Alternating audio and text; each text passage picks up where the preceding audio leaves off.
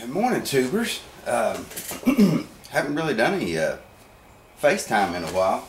I was getting ready to work on this mower for my buddy Paul.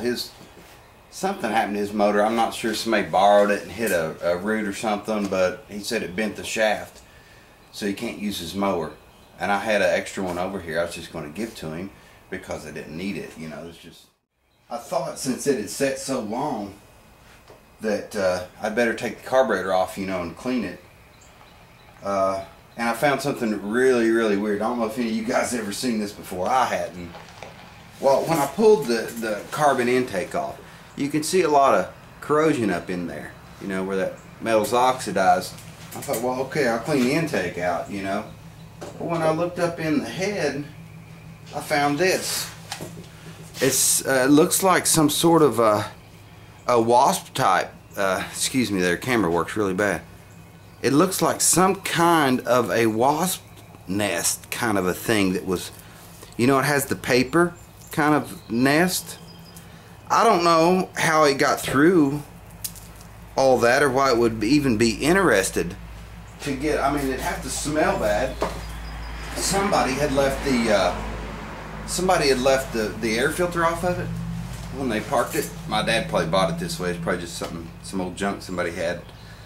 But apparently the wasp or whatever it was had crawled all the way through the carburetor, past the butterfly, and up. Let me show you inside the head. Inside the head here. Look at that. Isn't that's odd for, you know, I've seen bugs get in a lot of things, you know, and do a lot of damage. But I've never seen one crawl all the way back into the head to build a nest. Anyway, I thought that was pretty weird. I'm going to go ahead and clean this thing up, and we'll see if we can get it running. I got the pull working. It just needed, took a little PV blaster and shot up in there where those catch poles are. It's working now. But I still have to get my coil and the trigger all sanded off. I'm going to take this housing off of it, take care of that. I don't think it'll be too bad to fix as long as the carburetor isn't in too rough a shape. It might need a little bit more attention, but we'll keep plugging at it here. I'm gonna get this, get the coil and the crank trigger all cleaned up here. You know, I guess I'm just blessed, you know, like the Chew Man and 500, Saturn, all those other guys, you know, that I hang out with on the tube.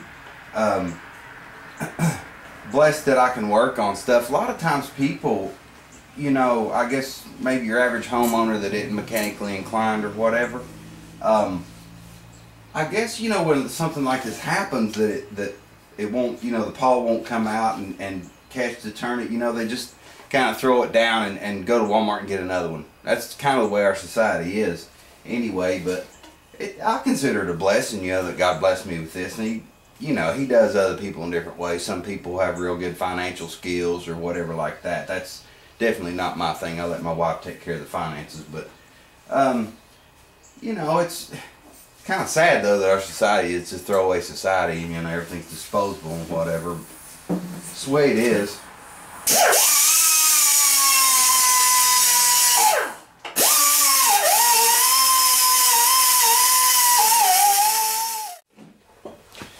Tubers, this has to be the worst carburetor I've ever worked on. Look at that. That's unbelievable. Unbelievable. Most of the time I don't do it, but I believe with this carburetor I'm gonna have to slam dunk it in the carb cleaner. I'm gonna go ahead and do that.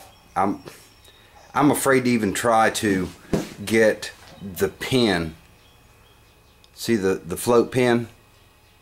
I'm afraid to even try to get that off of there without soaking it in carb cleaner, because years ago I was working on a set of carburetors on a like a 78 Goldwing, Honda Goldwing, and the carburetors were in nearly this bad a shape, but not quite.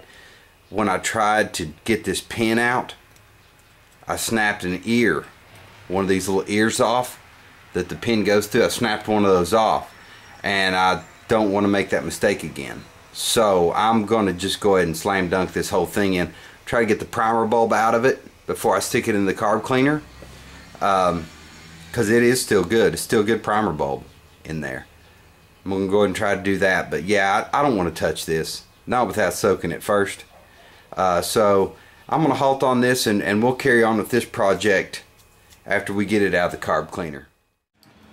Alright, tubers, I got Paul's carburetor out of the carburetor cleaner, and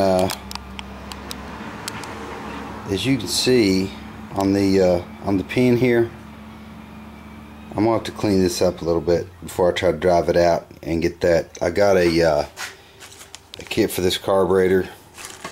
It's got the needle valve and seat and so on and so forth in the kit. So I gotta get that float off there and get these get the needle valve and seat replaced, and we should be I think I pretty much got the mower to where, with the exception of cleaning the spark plug. I do want to clean spark plug on it, but until we get the carb rebuilt, we'll be able to start putting it back together.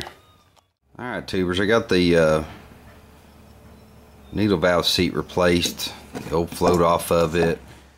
I need to take the pin here. I'm gonna take a little sandpaper and clean it up. This is a pretty bad job.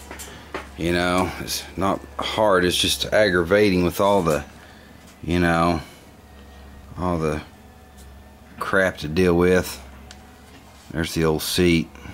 It's in better shape than I thought it was. I figured it'd be hard by now, but it's still pretty soft. I'm gonna go ahead and get the pin cleaned up, get the needle valve in it, and kind of button it all up, and we'll see if we can put this thing back together and fire it up. Well, tubers, we're gonna see if we can get this bad boy started here. I'm going to, I guess I've set the camera down so I can give it a pull, but